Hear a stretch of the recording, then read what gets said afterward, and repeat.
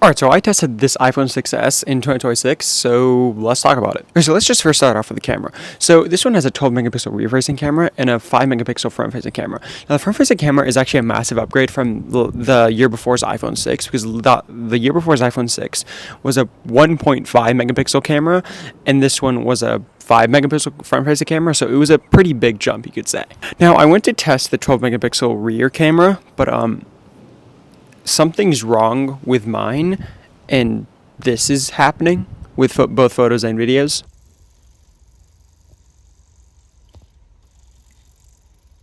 And yeah, those sounds were actually coming from the camera itself. The front-facing camera, though, it's honestly fine. Like, it does overexpose stuff or underexpose stuff, but there have been phones that are worse than this. It was honestly a good camera for the time. I just wish I could see the rear one. Then I checked the battery health. So this phone's battery health is at 75% capacity, which is not great. But I didn't do a battery test, but when I looked it up, an iPhone 6s Plus at 75% capacity should give you around 3 to 4 hours of battery usage. However, in its prime, it would have given you like 12 hours of video playback time. But that's if the iPhone 6s Plus was at its like max capacity. Okay, so then the software. So this is running iOS 14.8, and the latest iOS it can run is iOS 15.8, but I couldn't really get it to update for some reason. Like, it just wouldn't update. But honestly, this iOS is pretty similar to the one that we have now, or pre-Liquid Glass, so like iOS like 18, but like without all the customization. It's also pretty boring and flat. Like when I reviewed the iPhone 6 a couple months ago, that software was so much just like cooler and just like better, and like it was just like so much more different than iOS we have now. This one is kind of flat and generic, so there's not much to say about it. I really don't like the software that much. At least with this one, the Photos app is pretty good.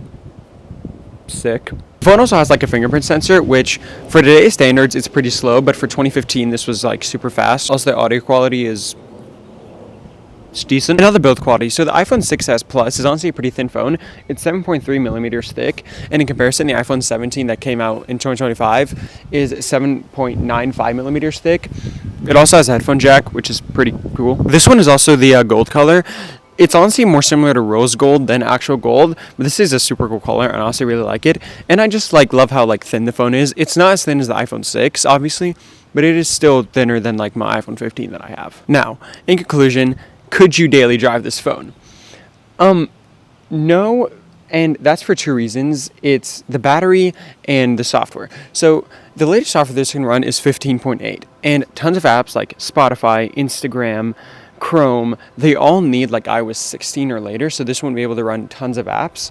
It could run WhatsApp if you use WhatsApp, or like Facebook if you really want to use Facebook for some strange reason. But also the battery is just not as good as you would need like for like just like today.